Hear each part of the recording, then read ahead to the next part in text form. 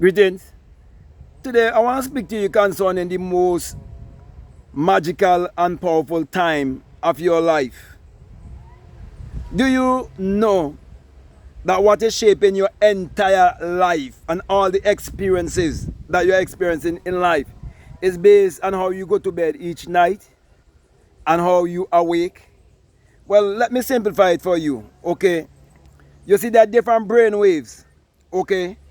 And so, for example, in the night, when you're getting into that drowsy, sleepy state, that state that borders upon sleep, you are in an alpha brainwave, in that calm, quiet state. And that is the most powerful time for you to manifest, to create things that you would like to experience in this physical three-dimensional realm. You see, at that time, you're getting ready to change dimension. You're changing from the third dimension into the fourth dimension, and you can go into the fifth and the sixth and the seventh, and you can go right up to the ninth dimension. There's no number higher than 9. Okay, you start from 0, go to 9. When you reach 9, you have to change and go back. That's why 10 is a 1 and a 0. Okay, so there's no number higher than 9. So if the time when you're about to go to bed, you are frustrated and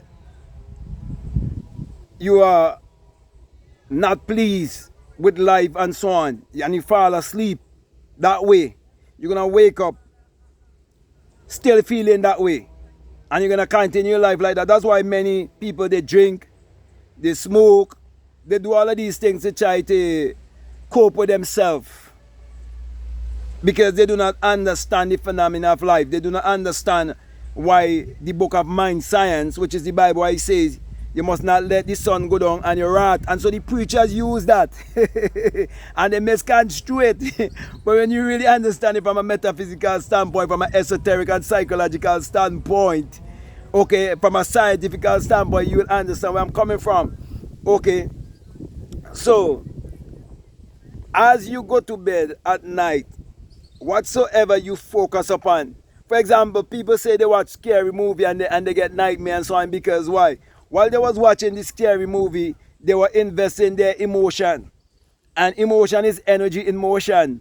And because they're ignorant of energy, vibration, and frequency, and they think movies is all just about entertainment, and they do not know is programming, is a part of the programming system. That's why they pay these Hollywood stars so much money. Okay, because they're helping to keep society a certain way. So when people, for example, when people look at movies with the living dead, they think it's just a movie and people just acting. No, they're showing you that people who live on this planet and they're living dead. They're alive, but they're dead. All these people who gather in church on Saturdays and Sundays, who do you think they are? They're living dead. Yeah, they're living dead. And if you have any common sense, right, and you really think, if what these people were saying, if it was real, then they would have been the ones who would have invented money.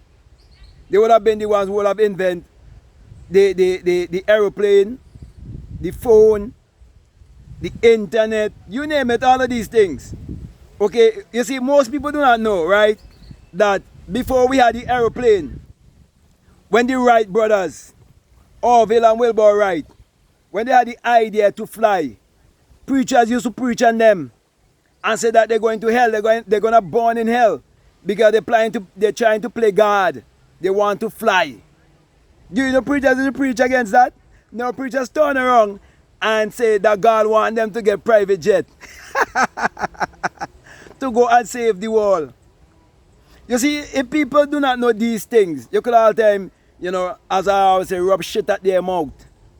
But when you really understand that all these men that we refer to as inventors and innovators and so on, these men know the same science that I'm speaking about. They have this kind of knowledge. And since the dawn of time, there have always been people like myself, mystics, wise men.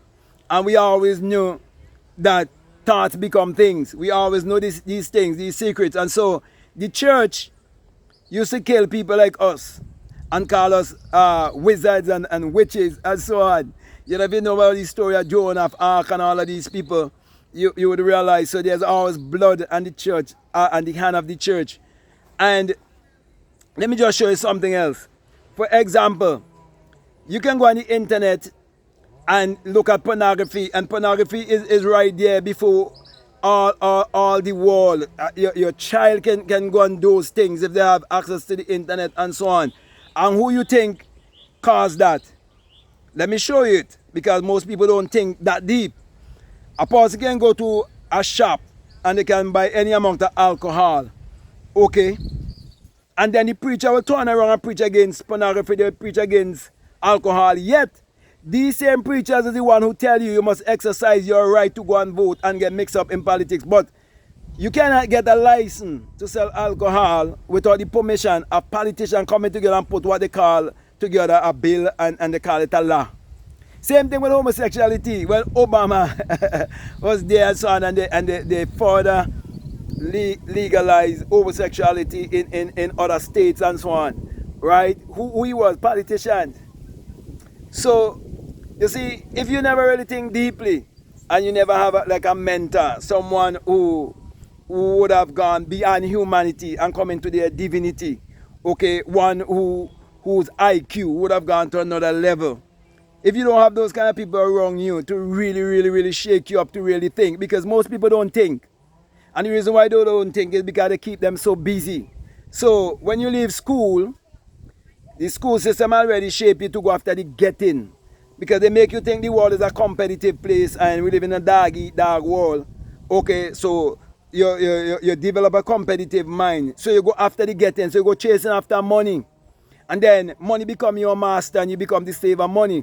But it's the other way around. Money is supposed to be your slave and you be the master, and money is supposed to be chasing you instead of you chase money. Tony Robbins have a book. I will recommend that you get it. Money Masters.